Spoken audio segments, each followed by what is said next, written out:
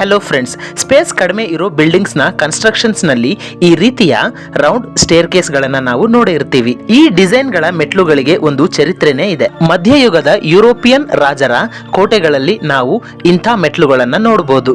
ರಾಜರ ಕಾಲದಲ್ಲಿ ಮೆಟ್ಲುಗಳಿಗೆ ಜಾಗದ ಕೊರತೆ ಇರ್ಲಿಲ್ವಲ್ಲ, ಹಾಗಿದ್ರೆ ಅವ್ರು ಯಾಕೆ ಇಂಥ ಮೆಟ್ಲುಗಳನ್ನ ಕಟ್ಟಿದ್ರು ಅಂದ್ರೆ, ಈ ಮೆಟ್ಟಿಲುಗಳ ಮಧ್ಯೆ ಸಪೋರ್ಟ್ ಗಂತ ಒಂದು ದೊಡ್ಡ ಪಿಲ್ಲರ್ ಇರ್ತಿತ್ತು. ಈ ಮೆಟ್ಲನ್ನ ಕ್ಲಾಕ್ ವೈಸ್ ಡೈರೆಕ್ಷನ್ ನಲ್ಲಿ ಕಟ್ತಿದ್ರು. ಶತ್ರುಗಳು ಯಾವಾಗ್ಲಾದ್ರೂ ದಾಳಿ ಮಾಡೋಕೆ ಬಂದಾಗ ಈ ಮೆಟ್ಲುಗಳಿಂದ ಮೇಲಕ್ಕೆ ಹತ್ತುವಾಗ ಈ ಪಿಲ್ಲರ್ ಅವರ ಬಲಗೈಯನ್ನ ಬ್ಲಾಕ್ ಮಾಡ್ತಿತ್ತು. ಅದೇ ಮೆಟ್ಟಿಲ ಮೇಲಿಂದ ಕೆಳಗೆ ಬರ್ತಿದ್ದ ಸೈನಿಕರಿಗೆ ಬಲಗೈ ಫ್ರೀ ಆಗಿ ಇರ್ತಿತ್ತು. ಇದರಿಂದ ಕೋಟೆಯ ಸೈನಿಕರು ಶತ್ರುಗಳ ಮೇಲೆ ದಾಳಿ ಮಾಡೋಕೆ ತುಂಬಾ ಅನುಕೂಲ ಆಗ್ತಿತ್ತು.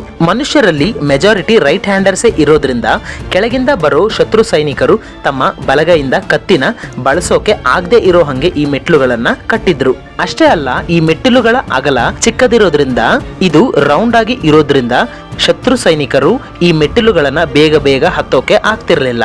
ಫ್ರೆಂಡ್ಸ್, ಇಂಥ ಮೆಟ್ಟಿಲುಗಳನ್ನ ಇಂಗ್ಲಿಷ್ ನಲ್ಲಿ ಸ್ಪೈರಲ್ ಸ್ಟೇರ್ ಕೇಸ್ ಅಂತ ಕರೀತಾರೆ. ಈ ಮೆಟ್ಟಿಲುಗಳು ಆಗಿನ ಕಾಲದಲ್ಲಿ ಬರೀ ಮೆಟ್ಟಿಲುಗಳು ಆಗಿರಲಿಲ್ಲ, ಇದೊಂದು ಡಿಫೆನ್ಸ್ ಸ್ಟ್ರಾಟಜಿ ಆಗಿತ್ತು. ಇಂಥ ಮೆಟ್ಟಿಲುಗಳನ್ನ ನಾವು ರೋಮ್ ಅಲ್ಲಿರೋ ಟ್ರಾಜನ್ ಕಾಲಮ್ ಕೋಟೆ ಮತ್ತು ವೇಲ್ಸ್ ಅಲ್ಲಿರೋ ಕಾನ್ವಿ ಕ್ಯಾಸ್ಟಲ್ ಮತ್ತು ಇಂಗ್ಲೆಂಡ್ ದೇಶದಲ್ಲಿರೋ ಹೆಡ್ಡಿಂಗ್ಹ್ಯಾಮ್ ಕೋಟೆದಲ್ಲಿ ಕಾಣಬಹುದು.